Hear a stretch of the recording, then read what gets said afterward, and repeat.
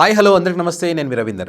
ఆంధ్రప్రదేశ్లో వైఎస్ జగన్మోహన్ రెడ్డి తనకు మీద ఉన్నటువంటి వ్యతిరేకతను పోగొట్టుకోవడానికి చాలా నియోజకవర్గాల్లో అభ్యర్థులను మారుస్తున్నటువంటి పరిస్థితి ఉంది.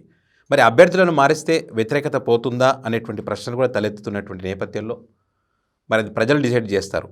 వ్యతిరేకత అభ్యర్థులను మార్చడం వల్ల మరి అక్కడ ఓడిపోయే పార్టీకి గెలిచే ఛాన్స్ ఉందా అనేది ప్రజలు డిసైడ్ చేస్తారు. సో ఇప్పటికైతే వైఎస్ జగన్మోహన్ రెడ్డి తీసుకున్నటువంటి నిర్ణయాలను బహిరంగంగానే ఆ పార్టీకి సంబంధించినటువంటి ఎమ్మెల్యేలు అనుకోండి, ఎంపీలు అనుకోండి, పార్టీ నేతలు అయితే వ్యతిరేకిస్తున్నటువంటి పరిస్థితి ఉంది. అవసరం తీరిపోయాక వైఎస్ జగన్మోహన్ రెడ్డి గారు మమ్మల్ని పక్కకు దొబ్బేశారనేటువంటి వ్యాఖ్యలు కూడా వాళ్ళు చేస్తున్నటువంటి పరిస్థితి ఉంది. సో వీటన్నింటిని క్షుణ్ణంగా పరిశీలిస్తున్నటువంటి పక్క పార్టీలు అయితే వారిని తమ పార్టీలోకి ఆహ్వానించేటువంటి పరిస్థితులు చూస్తూ ఉన్నాం. ఎవరైనా బలమైన నేతలు ఉన్నారా మన పార్టీలో, వారు మన పార్టీలోకి వస్తే కనుక మనకి గెలుపు అవకాశాలు ఉంటాయా, మనకి పనికొస్తారా లేదా అనేటువంటి కోణంలో చూస్తూ ఉన్నారు. కొంతమంది అయితే టికెట్ ఇవ్వకపోయినా పర్వాలేదు, ఈ పార్టీలో ఉంటామని చెప్పి కొంతమంది నేతలు ఉంటున్నారు. కొంతమంది అయితే ఇటు టీడీపీ పార్టీలో కొంతమంది చేరారు, తర్వాత ఇప్పటికే చేరారు కొంతమంది టీడీపీ పార్టీలో. ఇక కాంగ్రెస్ పార్టీ వైపు కొంతమంది చూస్తున్నారు. వైఎస్ షర్మిల కాంగ్రెస్ పార్టీలో చేరిన తర్వాత ఇప్పటికే కాంగ్రెస్ పార్టీ కూడా 30 నుంచి 40 మంది ఎమ్మెల్యేలు, వైసీపీ ఎమ్మెల్యేలు మాకు టచ్లో ఉన్నారని చెప్పి వాళ్ళు చెప్తున్నారు.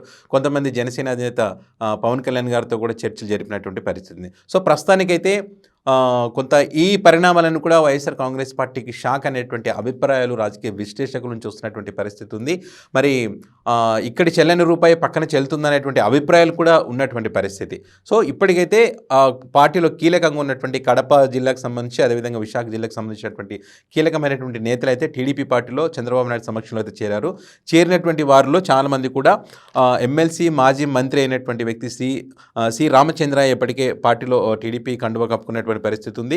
ఇదే కాకుండా మన దివంగత హీరో తారక రత్న భార్య ఎవరైతే ఉన్నారో అలేఖ్యారెడ్డి, ఆయన మేనమామ ద్వారకనాథ్ రెడ్డి ఎవరైతే ఉన్నారో ఆయన స్వయంగా ఇప్పుడు వైఎస్ఆర్ కాంగ్రెస్ పార్టీ ప్రధాన కార్యదర్శి అయినటువంటి ఎంపీ విజయసాయిరెడ్డికి బామ్మర్ది అవుతారో ఆయన కూడా టీడీపీ పార్టీలో చేరినటువంటి పరిస్థితి ఉంది. సో ఈయనే కాకుండా మరి అదేవిధంగా మాజీ మంత్రి దాడి వీరభద్రరావు కూడా మరి టీడీపీ పార్టీలో చేరినటువంటి పరిస్థితి. ఇక వీరే కాకుండా చాలామంది కూడా అసంతృప్తులు, టికెట్ రాని వాళ్ళందరూ కూడా మల్లాది విష్ణు అనుకోండి, అదేవిధంగా హిందూపురం ఎంపీ గోరంట్ల మాధవ్ అనుకోండి, ఆ తర్వాత ఎమ్మెల్యే పార్థసారథి, వీరంతా కూడా పార్టీ మారేటువంటి ఆలోచనలు ఉన్నారు. ఇప్పటికే తమ రాజకీయ భవిష్యత్తుకు సంబంధించి వీరందరూ కూడా వేరే పార్టీల వైపు వెళ్ళేటువంటి ఆలోచన ఉన్నది. టీడీపీ అనుకోండి, జనసేన అనుకోండి, కాంగ్రెస్ పార్టీ, ఇలా ఎవరి రాజకీయ భవిష్యత్తుకు సంబంధించి వారి ఆలోచన చేస్తున్నటువంటి పరిస్థితి ఉంది. ఇంకా చాలామంది బయటకు వస్తారని కూడా మరి ఆ పార్టీ నేతలు చెప్తున్నారు. ఇక్కడ కీలకమైనటువంటి వ్యాఖ్యలు చేసింది అయితే మాత్రం ఎవరైతే వైఎస్ఆర్ కాంగ్రెస్ పార్టీ ప్రధాన కార్యదర్శి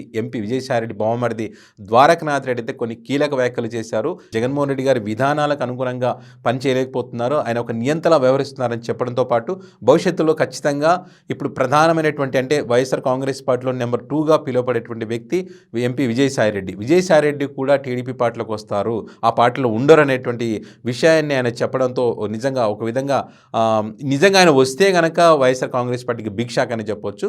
కానీ ప్రస్తుతానికైతే అలాంటి వాతావరణం కనిపించట్లేదు. ఆయన పార్టీ మారిన నేపథ్యంలో అలాంటి వ్యాఖ్యలు చేశారనేటువంటి విషయాన్ని పొలిటికల్ సర్కిల్ చర్చ జరుగుతుంది. అదేవిధంగా రాజకీయ విశ్లేషకులు చెప్తున్నటువంటి మాట. సో ఆయన తన అభిప్రాయాన్ని ఆ రకంగా చెప్పారని. సో మరి విజయసాయిరెడ్డి దీనికి సంబంధించి ఎలాంటి అంటే ఆయన ఎక్కువగా ట్విట్టర్ ద్వారా స్పందిస్తారు. మరి ట్విట్టర్ వేదికగా దీనికి సంబంధించి ఇంతవరకైతే ఆయన ఎలాంటి పోస్ట్ అయితే పెట్టలేదు. ఆ పోస్ట్ కోసం చాలామంది ఆసక్తిగా ఎదురు చూస్తున్నారు, ఆయన ఎలాంటి పోస్ట్ పెడతారనేటువంటి విషయాన్ని. సో మౌనంగా ఉంటే కనుక ఈయన మాటలకు బలం చేకూరే అవకాశం ఉందనేటువంటి వార్తలు కూడా మనం చూస్తూ ఉన్నటువంటి పరిస్థితి. సో మొత్తానికైతే ఎన్నికలు దగ్గర పడుతున్నటువంటి వేళ వైఎస్ఆర్ కాంగ్రెస్ పార్టీకి ఇది షాక్ అని చెప్తున్నారు. మరి వైఎస్ఆర్ పార్టీకి చెందినటువంటి నేతలు మాత్రం ఇక్కడి చెల్లని రూపాయి అక్కడేం చెల్లుతుంది, వారితో మాకు అవసరం లేదు, వారికి ప్రజల్లో వ్యతిరేకత ఉంది కాబట్టి వారిని పక్కన పెట్టామని చెప్పి వైఎస్ఆర్ కాంగ్రెస్ పార్టీ చెప్తున్నటువంటి పరిస్థితి ఉంది. సో మరి ఏం జరుగుతుందో భవిష్యత్తులో, ఎంతమంది పార్టీలు మారుతారనేది చూద్దాం.